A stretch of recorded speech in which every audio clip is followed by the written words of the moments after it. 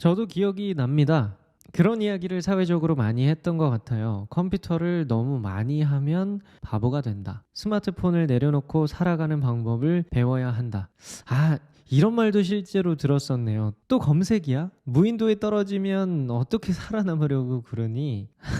당시에는 정말 무서웠습니다. 괜히 시간 낭비만 하는 것 같고 잠깐 유행하는 것에 인생 낭비하는 것 같고 그랬거든요. 하지만 어떻게 됐나요? 그런 조언을 했던 분들이 이제는 가르쳐달라고 이야기합니다. 스마트폰이 국내에 상용화 된 지 20년도 채 되지 않았는데 그 짧은 기간 동안 세상이 변할 줄 누가 알았겠어요. 특히 언제 어디서든 인터넷을 할 수 있게 되면서 그야말로 혁명적인 삶의 변화가 일어났죠. 삶의 경험이나 나이와 상관없이 자본주의 구조 안에서 이것을 빠르게 받아들인 이들이 상위로 오르는 재밌는 현상도 벌어지고 있고요. 인생은 참 아이러니합니다. 그런데 변화는 쉽지 않은가 봅니다. 모른다, 늦었다, 어렵다는 핑계로 아직도 변화된 세상에 나아가지 못하는 분들이 적지 않거든요. 몇 년간 우리를 괴롭혔던 코로나의 극심한 피해를 겪었으면서도 변화에 순응하고 대비하지 않으려는 모습을 보면 참 안타깝습니다. 능력의 문제가 아니라 생각의 문제거든요. 나이가 지긋하신 분들도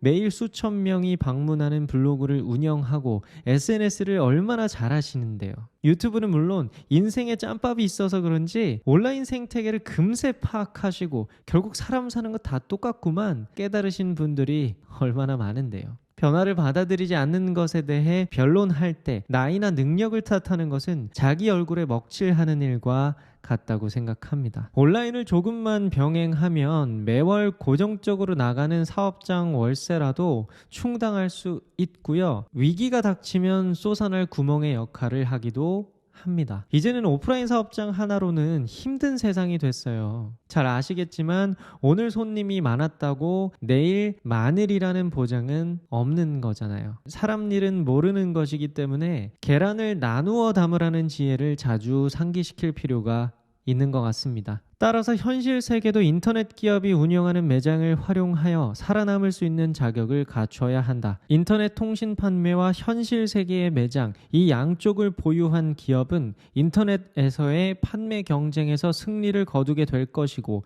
현실 세계의 매장은 인터넷 기업에 의한 지원을 통해 큰 성과를 올릴 수 있을 것이다. 인터넷을 개입시켜 얻는 거대한 정보 처리와 비용이 들지 않는 재고 관리를 무기로 고객과의 접점인 현실 세계의 매장을 기획, 조합하는 방식을 사용하여 경합을 벌이는 매장은 새로운 고객 가치를 창조해 갈 수 있는 가능성을 보유하고 있기 때문이다. 일본에 1,400개가 넘는 매장을 가진 츠타야의 회사 CCC의 최고 경영자인 마스다 무네아키의 지적 자본론에 나온 문장입니다. 마스다 무네아키는 사실 오프라인 공간의 힘을 매우 강조하는 인물인데요. 한때는 그도 인터넷을 비판적으로 바라보았으나 자신의 판단이 어리석었을 수도 있다는 이야기를 하며 이제는 이렇게 열린 모습을 보여주고 있습니다. 저 또한 이제는 정말 병행하긴 해야 한다는 입장의 한 표입니다. 오프라인 공간의 힘은 매우 강력하고 사람과 사람이 직접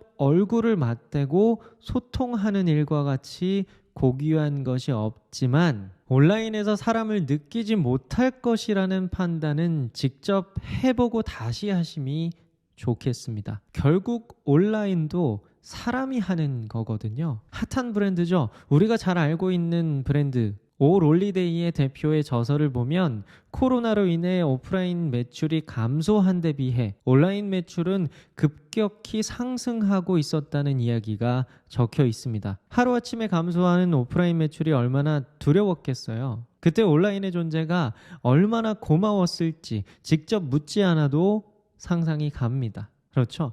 그러니 나중에라는 이야기만 반복하고 있다면 지금 당장 해보세요. 내일이라는 이야기도 하지 마시고 지금 당장 어떻게 하면 내가 온라인을 병행할 수 있을지 구체적인 방법을 찾아보세요. 그렇게 어려운 게 아니라서 그래요. 오프라인 매장을 운영하실 정도의 능력이라면 충분해요. 온라인 별거 없습니다.